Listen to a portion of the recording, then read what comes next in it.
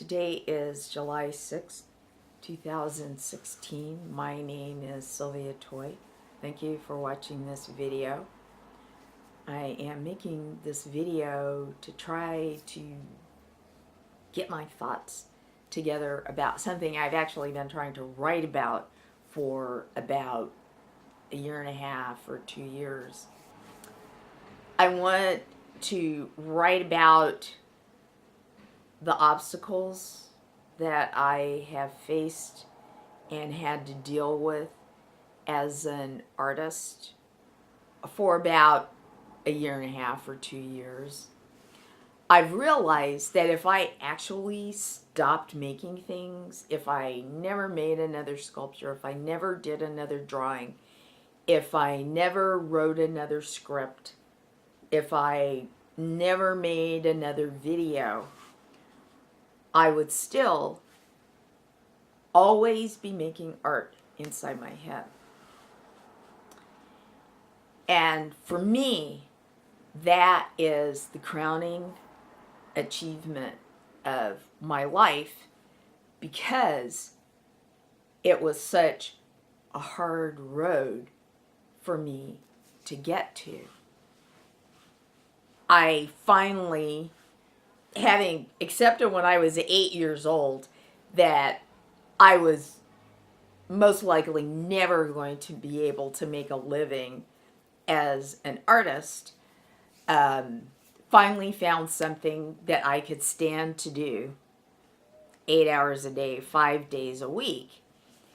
And it was a relatively new profession, paralegal, lawyer's assistant, legal assistant, and there were lots of new jobs for paralegals on the East Coast.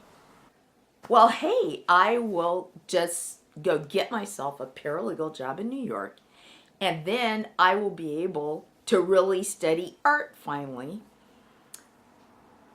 And that's what I did. I went and I got myself a paralegal job and came home and thought about making art. I hadn't even signed up for an art class yet. I thought about making art. I was home waiting for the art world to happen to me. I really wanted to be a sculptor. I'm an actor now. Probably I should have always been an actor, but I think I didn't want to do it because I felt like whenever I was involved in theater, somebody was always telling me what to do, and I felt like I needed to do an art form where I was the boss. The only problem was I did not know anatomy, and I wanted to do figurative sculpture. And my drawing was not that great. It was completely and totally undisciplined. Completely and totally. And I couldn't draw. And I knew I couldn't draw. So I would sit in my empty. I finally was able to not have any furniture. I mean, I really, literally did not have any furniture because, see, of course it was going to be an art studio and I was going to fill it up with art. But for a really long time, it was very empty except for this sort of futon pad that I had in the middle room of a railroad apartment. The front room had all these beautiful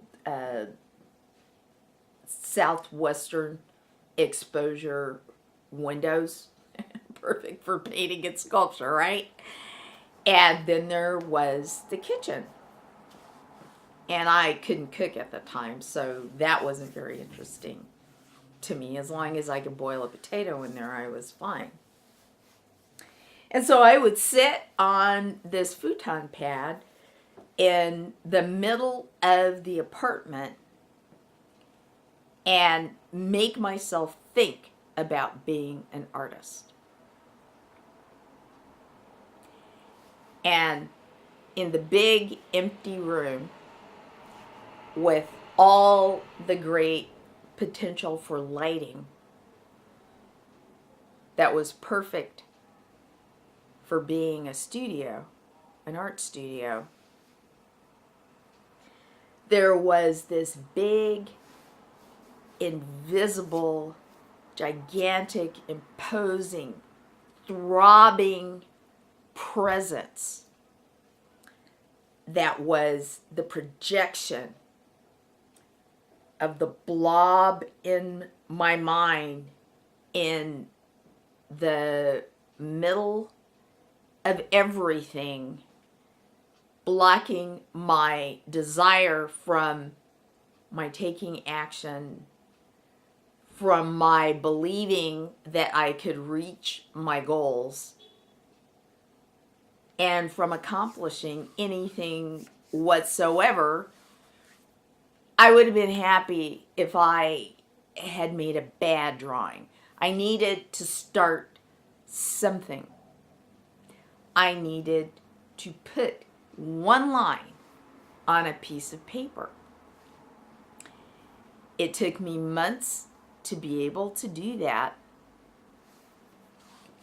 And before that happened, I am not lying, I would come home and force myself, after I'd had my boiled potato, and force myself to sit on the sofa and think about making art. And I would do this until I cried.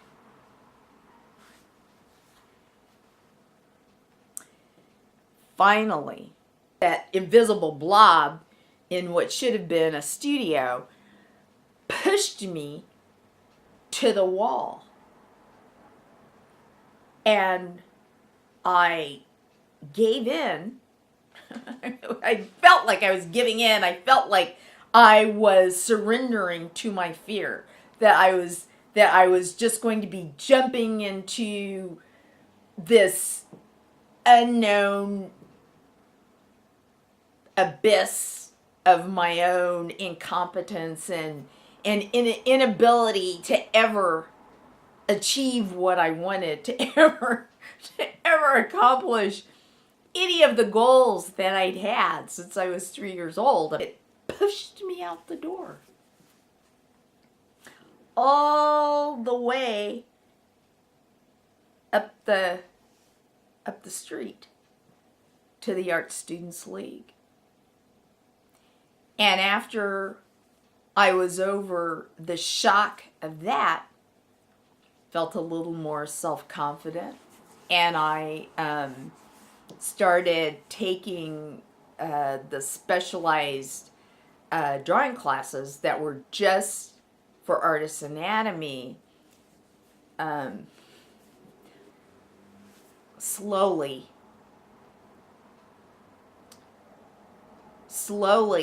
as more good lines appeared on paper in class, and then when I was finally able to face the blob in what should have been the studio in my apartment, because the blob really caused me shame. It just really caused me shame. I was able to draw at home, facing that monster. I was already on the path of pushing that blob slowly out of my mind, so that my desire to make art could connect with my ability to take action, could connect with my belief in myself, could connect with my ability to face my fear about the whole thing. And when I remember that room where the blob lived, in that room with the great southwestern exposure that should have been an art studio, I remember it in my mind only with the best light coming through it, with the best exposure. And when I remember it, I don't remember it at night. I don't remember it with the blob. And I think it's a place like that that's inside my mind now, where I have a studio in my head, a studio with perfect light, a studio where there's only desire and the ability to take action and self-confidence and fearlessness, and beautiful things can happen inside there. And I wonder very seriously whether a monster could ever even be there again. That's what I've been wanting to write about. Thank you for watching. I hope it's a good day today.